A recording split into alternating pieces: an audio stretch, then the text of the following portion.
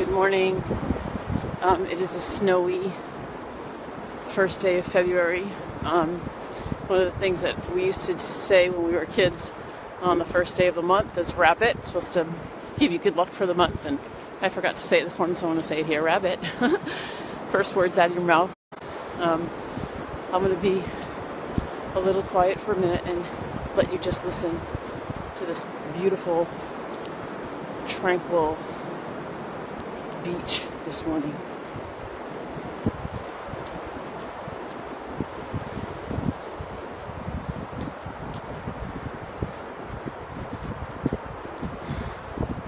So sometimes, have you ever thought, have this really great idea and say, oh, I'm going to do this, and you put it out there, and then you go, what was I thinking? So yesterday I posted about being in a place where I was lost and kind of drowning and suffocating, and really felt like I lost who I was and did not particularly like who I was as well. And so I thought I would share a little bit about my story. I think a lot of you know a lot of my story, and some of you don't know a lot of my story. So I wanted to share a little bit because we never really know what other people's stories are. And when we're in pain, there's a tendency to think, well, other people are in more pain. And I believe that is true, and I believe that can be very helpful to realize that other people are in different kinds of pain. And I believe that your pain is real, and it's no less painful, and it's no less hard than anyone else's. So to be okay with when things aren't going well, or when things are painful, even if there are other people that have it worse.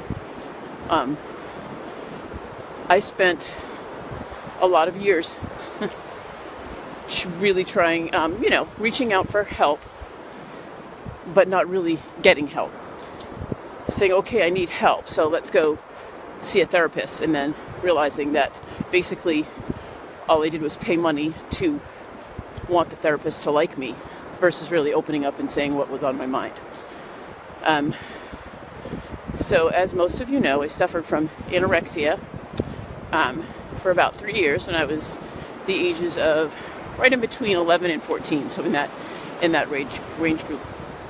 And since then, really, on and off diets until basically about 5 years ago, when things started to change and shift. And it was all that I thought, if I was thin enough, or if my body was right, then everything would be okay. I would be happy. And that, unfortunately, is not true, because basically at some of my thinnest weights, I was the most unhappy, and the most broken, and the most suffocating. So I know from experience that having a body that's smaller does not make you happy. I had a couple of relapses throughout my life. One in college, kind of losing weight again, and then gaining it. One on the fire department. I worked on the fire department for about 5 years in Salem, New Hampshire, and worked with a lot of men, and gained over 30 pounds while I was there. And then went on a diet and lost about 20, and then came off the diet and gained back some, and then lost more and gained back some. So over the period of that 5 years, I probably went on 3 or 4 diets of that time in the 80s, Jenny Craig being one of them, Nutrisystem being one of them. So anyway, I don't need to go into those details, but I did meet my husband there, and my first husband, I will say, and I married him when I got out.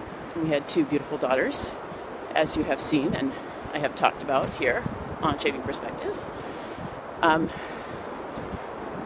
It was in 2010 where I basically had somebody kind of, not somebody, it was myself, outside of me, come down and say to me, what are you doing?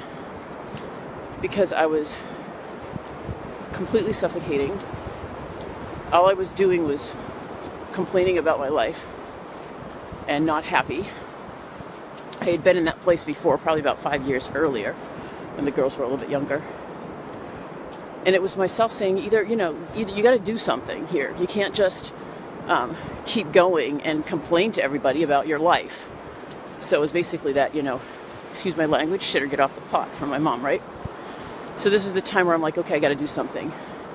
And at the time I thought that, it was all my husband's fault and I wasn't taking any responsibility. And I know now that that's not right. Any kind of marriage that breaks up is has to do with both people. It's not just one person. And I know that now, and I do take full responsibility for being part of that. But during that time, one of my daughters was struggling in school with bullying. It was a really difficult time. I started medicating, and medicating, what I mean by that is drinking alcohol, basically, and running, and not eating, other than sugar. So I was in this place where I think I was eating M&Ms, and because that's what they had at work, because they saw me losing weight, and they said, oh, let's get M&Ms for her, so she'll, eat. So I was eating M&Ms, I was drinking alcohol, and I was running all the time, and I was working, and my daughters were struggling. And then the divorce came through, and one daughter went with me and the other daughter went with my husband, my ex-husband. And that was very difficult, and I was drowning. Again, I reached out for help. And help can come in many forms. Sometimes help comes with a friend who helps you out in a financial situation. So I asked for help, and I do believe that asking for help is a sign of strength, not weakness. And so I needed help. I went to an experiential therapy place for a week. I started to work hard on myself. I started taking some medication to help try to pull myself together. And I succeeded for a while. But then I started to just feel empty again. So I went back to school, started to write, and all of a sudden I was realizing that I had to kind of mourn. My knee had broken down, I had to get a new knee. I had to mourn this person that I thought I was. I thought I was this athlete, I was in fitness for forever. I was keeping the outside the way I thought it needed to be, struggling on the inside. So I went back to school. I learned a lot more, and then I thought I found my dream job, right? Moved to Vermont. And in the meantime, I have this, I met this amazing man, and I got married again. So things on the outside looked really good, but I was still struggling a little bit. And I thought that this job was going to be the place. This was going to be where I stayed the rest of my career. And I felt like a square peg in a round hole, and all of a sudden all the feelings came back. All the suffocating, all the drowning, all the crying all the time. And I paused and realized that if I want to live the life I want to live, it doesn't have to do with what I look like in my body. I just have to follow where I feel safe, where I feel comfortable.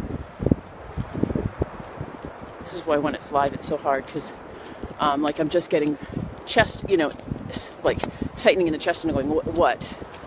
I just knew I had to make a change. And here, by the beach, has always made me calm, has always brought me peace. And through exercise bulimia, and through anorexia, and through binge eating, and through alcohol, through trying to work with therapy and not really work with therapy, just being kind of out there, searching for something outside of myself to help me feel better. I found that it had to come from inside. So as I was writing this morning and thinking about what I was going to say, I really didn't know what I was going to say. So, what do you want to disclose and what do you not want to disclose? And basically, what's the purpose? And really, the purpose for me is to say that we never really know other people's stories. There's more to my story that I don't need to share. Yet, the feelings of pain and the feelings of suffocation and the feelings of not knowing who you are real. And they're as real for you as for anybody. And that we're all here on this earth and worthy. And we're all here on this earth for some reason.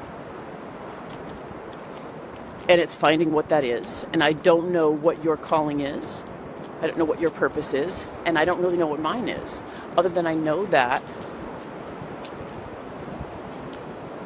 when I work with women, or when I sit with women, there's safety, there's compassion, there's understanding, and there's disclosure, and there's kind of a release, like a lift of what's going on inside. And so I think that there's something there, so I'm following it. And I ask you, if you are feeling this suffocating or feeling like you don't know where to turn or where to go or what to do, to really pause and breathe. Where do you find peace?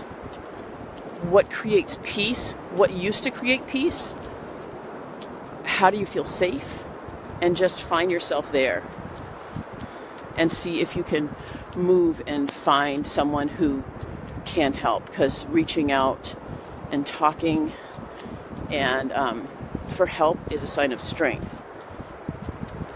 Yet you still have to, when you reach out for help, be yourself and not try to be someone else, because you don't want them to think that you're broken, because we're all broken. We're all broken, and that's okay. So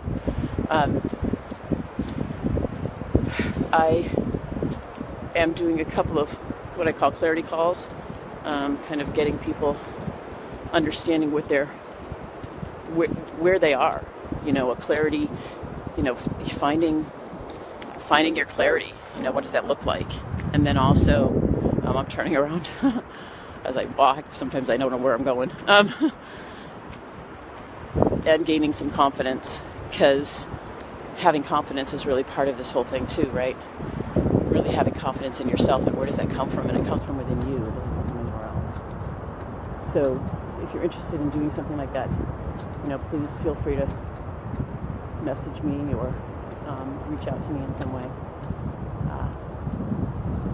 Walking in a place like this brings me peace. So here I am. I don't know if I shared what I wanted to share today, and that's okay, but it's live. I just want people to know that I've used medicators. I've reached out for help. I felt myself drowning. I pretended to be somebody else. I was an imposter for a lot of years. And now I'm here. And pausing and peaceful. And finding a way to bring joy to my life. So I'm going to leave you here with the beach for a few more minutes and then sign off. I hope you have a good February 1st. Don't forget to say rabbit, and have good luck today. Bye.